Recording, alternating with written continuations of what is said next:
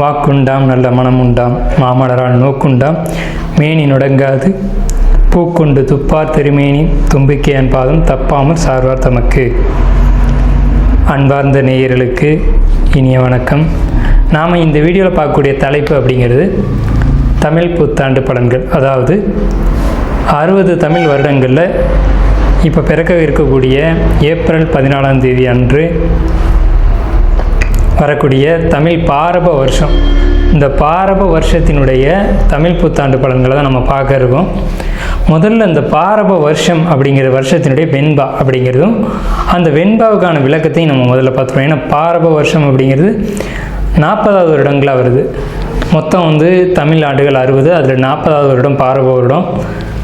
இந்த 40வது வரக்கூடிய பாரப வருடத்தினுடைய வெண்பா அப்படிங்கிறது மிக்க பாரபத்தின் பின் மலையாம் தக்க பசுக்கள் தலைக்குமே இக்கு பழிக்காது நால்வகை உயிருக்கும் இன்பம் கழிக்காதனவே கருது அப்படின்னு சொல்லியிருக்காங்க. இதுக்கு அர்த்தம் என்ன அப்படின்னு பார்த்தீங்கன்னா, இந்த பாரப வருஷத்தினுடைய ஆண்டின் பிற்பகுதி நல்ல மழை பொழியும், தக்க பசுக்கள் தலைக்கும், அதாவது நல்ல பசுமாடுகள் நல்ல பசுமாட்டினுடைய பால் வளம் பெருகும் அப்படின்றத சொல்லியிருக்காங்க. அடுத்து இக்கு பழிக்குமே அப்படின்னா, பழிக்காது அப்படின்னா இக்கு பழிக்காது அப்படின்றது ஒரு புதிய சொல்லாக இன்றைக்கி நமக்கு தென்படுது. அப்போ இக்கு அப்படின்ற சொல்லுக்கான அர்த்தம் அப்படிங்கிறது சூதுவாது. அதாவது ஒரு எப்படி சொல்கிறது அப்படின்னா, ஒருத்தரை வஞ்சிக்கிறது, ஒருத்தரை ஏமாற்றுறது, நம்ப வச்சு துன்பத்தை அனுபவிக்க வைக்கிறது அப்படிங்கிற வார்த்தையை தான் இக்கு அப்படின்ற சொல்லினுடைய அர்த்தமாக இந்த தமிழ் அகராதியில் குறிப்பிடப்பட்டிருக்கு. இக்கு பழிக்காது நால்வகை உயிருக்கும் இன்பம். 4 வகை உயிர்கள் அப்படிங்கிறது 4 வகைப்பட்ட ஊர்வன, நடப்பன, பரப்பன, மனித இனம் அப்படின்ற 4 வகை உயிருக்கும் இன்பம் அப்படின்றத சொல்லியிருக்காங்க. கழிக்காதனவே கருது அப்படின்ற வார்த்தையினுடைய அர்த்தம் இன்பம் பொங்கி வழியக்கூடிய ஆண்டு அப்படிங்கிறத சொல்லியிருக்காங்க. இந்த பாரப வருடத்தினுடைய ஒரு பலனாக ஒரு வெண்பாவை இடைக்காடர் சித்தர் கொடுத்துருக்காரு.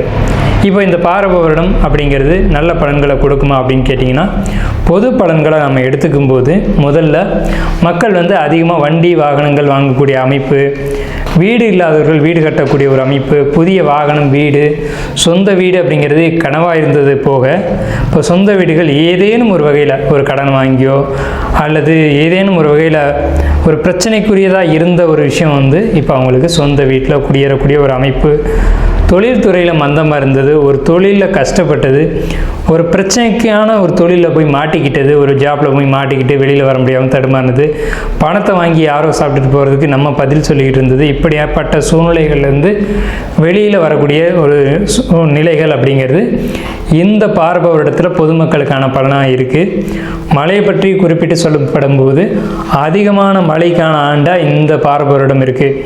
12 வருடங்களுக்கு ஒரு முறை கடகராசியில் குரு பகவான் சஞ்சரிக்கக்கூடிய இந்த பாரப வருட ஆண்டு முழுக்கவே, இந்த ஆண்டு முழுக்கவே குரு பகவான் உச்ச நிலையில் கடகராசியில் இருக்கிறதுனால தங்கம் விலை குறையும், அரசியல் மாற்றங்கள், மக்களுடைய துன்பங்களை துடைக்கக்கூடிய, மக்களுடைய அக்கறை மீது நலன் கருதக்கூடிய அரசு தலைமைக்கு வரக்கூடிய இந்த பாரப வருடமாக இருக்கும். மக்களுக்கு துன்பங்களை கொடுக்கக்கூடிய அரசியல் கட்சிகள் ஆளுமைக்கு வராது. அடுத்து பார்த்திங்கன்னா, பயிர் சேதம் அப்படிங்கிறது கொஞ்சம் கொஞ்சம் இருக்க தான் செய்யும். மக்கள் பொறுத்த வரைக்கும் நோய்கள் பாதிப்பு அப்படிங்கிறது இல்லவே இல்லை அப்படின்னு சொல்ல முடியாது. கண், வெப்பம், அதே மாதிரி அம்மை போன்ற நோய்கள் இதெல்லாம் கொஞ்சம் கொஞ்சம் இருக்க தான் செய்யும். பயிர்களை பொறுத்த வரைக்கும் நீர் நிரம்பி வழிகிறதுனால ஏற்படக்கூடிய பயிர் சேதம் அப்படிங்கிறது கொஞ்சம் கொஞ்சம் நிச்சயமாக இருக்கும். ஸோ அப்போ என்ன பண்ணலாம் அப்படின்னா, பயிர் எப்படி பயிர் மேலாண்மை அப்படிங்கிறதுக்கு இந்த காலகட்டத்தில் மக்கள் கவனம் அதிகமாக எடுத்துக்கணும். நல்ல விளைச்சல் உண்டாகும்.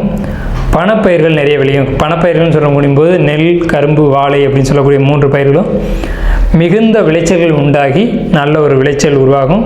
இந்த ஆண்டில், அதாவது கடந்த ஆண்டில் பொருளாதார தட்டுப்பாடுகள் மிகுதியாக இருந்தது. பணத்தை பார்க்குறதே ஒரு அரிதான ஒரு விஷயமா இருந்த காலகட்டத்தில் இந்த சமயத்தில் பணம், பொருளாதாரம் அப்படிங்கிறது தேவைக்கு மிகுதியாக இவங்களுக்கு உங்கள் கையில் பணப்புழக்கம் அப்படிங்கிறதெல்லாம் மக்கள்கிட்ட இருக்கும். அப்போ மக்கள்கிட்ட பணப்புழக்கம் இருக்கும்போது சந்தோஷமான நிகழ்வுகள், சந்தோஷமான காலகட்டம் அப்படிங்கிறது இருக்கும். தங்களுடைய தேவைகளை பூர்த்தி செய்யக்கூடிய காலகட்டமாக இருக்கும். ஸோ இந்த பாரப வருடத்தை பொறுத்த வரைக்கும் எல்லா விதமான நன்மைகளும் குறிப்பாக பேங்கிங் செக்டரில் கூடியவங்க, வங்கியை சார்ந்த துறைகளில் இருக்கக்கூடியவங்களுக்கு நல்ல ஒரு ஆண்டாகவே இருக்க போகுது. அதே மாதிரி தங்க நகைகள் சேர்க்கக்கூடிய அமைப்பு, முடிஞ்ச வரைக்கும் தங்க நகைகளை சேர்த்துக்கோங்க. இந்த ஆண்டு தான் தங்கத்தினுடைய விலை அப்படிங்கிறது ஒரு சரியான ஒரு நிலையில் இருக்கும்.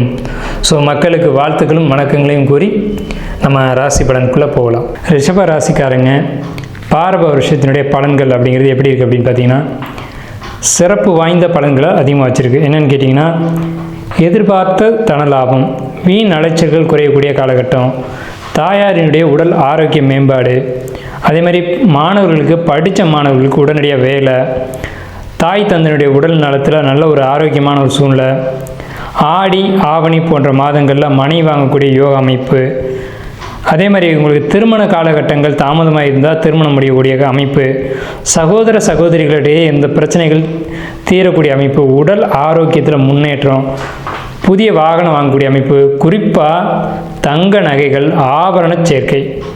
தங்க நகை செயினாவோ அல்லது மோதிரமாகவோ அல்லது பிரேஸ்லெட்டாவோ வாங்கி சேர்க்கக்கூடிய அமைப்பு ரிஷபராசிக்கு இந்த பாரப வருடம் புத்தாண்டில் நிச்சயமாக உண்டு. வழிபட வேண்டிய தெய்வம் அப்படிங்கிறது கண்டிப்பான முறையில் வியாழக்கிழமை தோறும் குரு பகவானுக்கு நெய் விளக்கேற்றி வழிபாடு செய்யணும். அதே மாதிரி புரட்டாசி மாதம் செவ்வாய்க்கிழமை அன்னைக்கு முருகனுக்கு வழிபாடு செய்ய வேண்டும் ரிஷபராசிக்காரங்க. அதே மாதிரி சிறப்பு பரிகார கோயில் அப்படிங்கிறது திருவிசநல்லூர், கும்பகோணம் பக்கத்தில் இருக்கக்கூடிய திருவிசநல்லூர் சிவயோகநாதர் சதுர்கால பைரவர் அப்படின்னு இங்கே இருக்க பைரவர் பேர் சதுர்கால பைரவர் அப்படின்னு பேர்.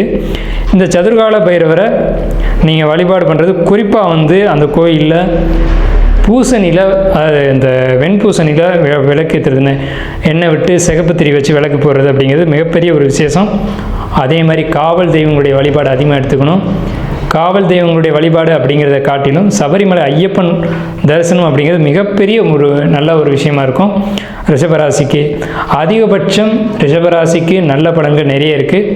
புளிப்பு உணவுகளை குறைச்சிக்கணும், இனிப்பு உணவுகளை அதிகமாக சேர்த்துக்கணும். எந்த உணவுலாம் பழைய உணவுகளாக இருக்கோ அல்லது புளிப்பாக இருக்கோ அதெல்லாம் கண்டிப்பான முறையில் தவிர்க்கணும்.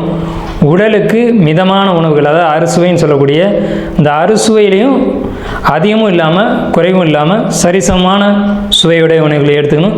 இனிப்பு உணவுகள் அதிகமாக எடுத்துக்கலாம். தொழில்துறைகளை பொறுத்த வரைக்கும் ஒரு நல்ல ஒரு அமைப்பு தான், நல்ல ஒரு முன்னேற்றம் இருக்கும்.